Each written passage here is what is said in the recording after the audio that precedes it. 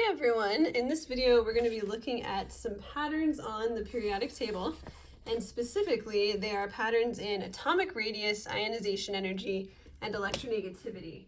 And eventually you need to be able to look at a couple of different elements and compare which one has a bigger atomic radius or which one has a smaller ionization energy. But we'll get to that actually a different day. For today, we're just going to learn about what these properties are and what the patterns are on the periodic table. So we'll start with atomic radius. You know that the radius of a circle is just the distance from the center of a circle to the edge. So if we drew the radius of a circle, it would just look like that. And for an atom, the radius is very similar, just an atom is three-dimensional. So the important thing about atomic radius is that it tells us about the size of the atom. So that's what we're going to write in here. The atomic radius tells us about the size of the atom. The bigger the radius, the bigger the atom. So that's a very straightforward, self-explanatory property. Let's move on to ionization energy. So ionization energy is how much energy you have to put into an atom to remove a valence electron. So atoms are all holding on to their valence electrons with different strengths, and you do need to put energy in to take a valence electron off. So the ionization energy is the energy required to remove a valence electron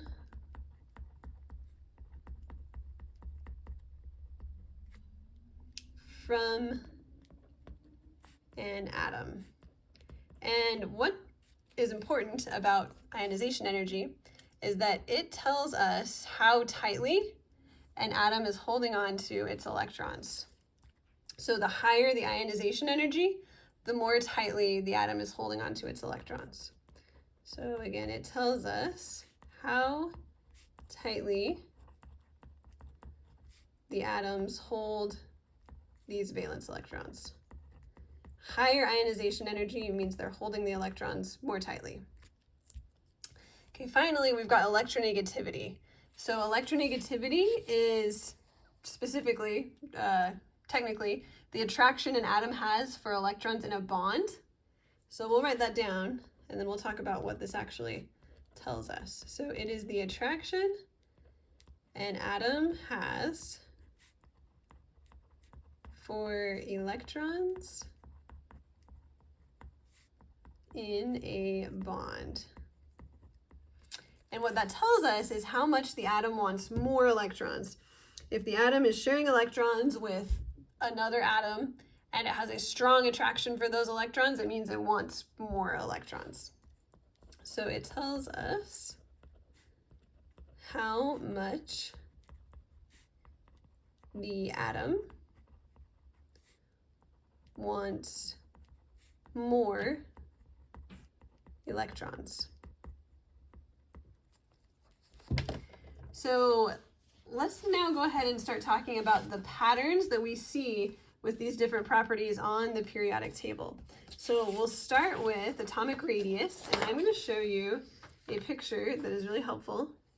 So this is the periodic table, and it's showing the radius of different elements on the periodic table. So like right here we have hydrogen and helium, and you can see as we go down a column, obviously the elements get bigger, which is what we would expect.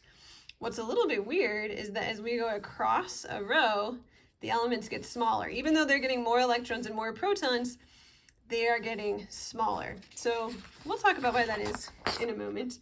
But let's just write down the pattern that we're seeing here. So atomic radius increases as you go down a column, and it decreases as you go across a row from left to right.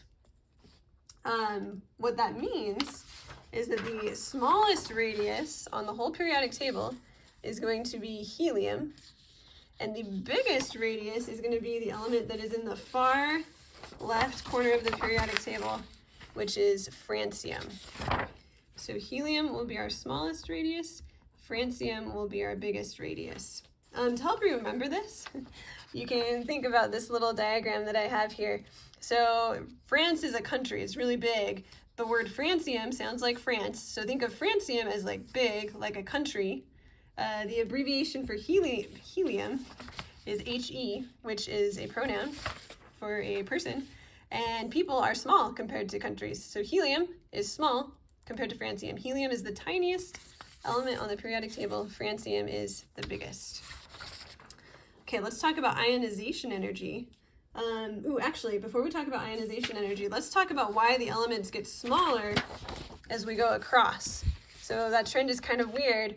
What's happening is the nucleus is getting bigger as we go across the row.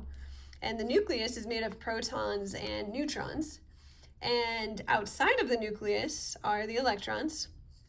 And what the nucleus does is it kind of pulls the electrons in. So as the nucleus is getting bigger as we go across the row, it's getting more and more power to pull the electrons into itself. And so that's actually making the atoms smaller. So the atoms are getting smaller because the nucleus is getting bigger and bigger and bigger. Then as we get to a new row, we get a new energy level, so the atom looks bigger again. Then the nucleus gets bigger and is able to suck those electrons in more and more. So it's just because the size of the nucleus is increasing. It's got a greater number of protons, bigger charge that can pull in those negatively charged electrons. So let's talk about ionization energy now. Remember, ionization energy is basically how tightly an atom is holding on to its electrons. So I don't have a diagram for this one, but the smaller elements are going to be holding on to their electrons really tightly. The nucleus is going to be very, very, very attracted to these electrons.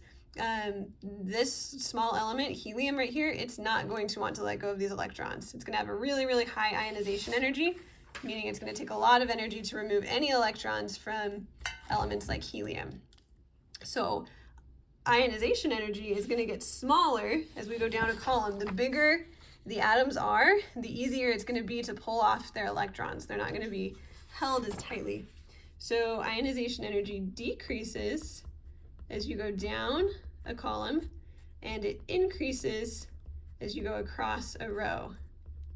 So the highest ionization energy will actually be helium, and the lowest will be francium. It's really easy to take electrons off of francium and not easy to take them off of helium. Again, think of France as being a country. It's got tons of electrons. It's not going to care if you take one away. Helium only has 2, so it really wants to keep those 2 electrons. Let's now talk about electronegativity. Electronegativity is how much the elements want more electrons. So you can probably guess, as we go across, the elements are filling up their valence shells, and that means they're going to want more electrons, more and more and more, as we get to the halogens. The halogens are really, really, really going to want more electrons. They're going to be really attracted to electrons. But the noble gases are not. They're already happy. They have a full valence shell, so they are not going to be attracted to other electrons. So electronegativity is going to be like ionization energy. It's going to decrease as we go down, because as elements get bigger, they don't feel like they want more electrons. And it's going to increase as we go across the row. But the highest electronegativity will not be helium, because helium doesn't want any more electrons. It will be fluorine. Because fluorine is really close to helium, but it actually wants more electrons. The noble gases have like 0 electronegativity. They don't want more electrons. The lowest electronegativity will still be francium. Last question on here. When we're comparing elements, do you think it has a greater impact if the elements are on a separate column or a separate row? Well, I guess I should say that differently. Does it make a bigger impact as we go down a column or across a row? So does going down a column increase the size more, or going across a row? And as you can see, the size increase as we go down a column is bigger than as we go across a row. So going down a column has a bigger impact than going across a row. That's because we're adding a whole new energy level each time we go down. So going down a column has a bigger impact on properties.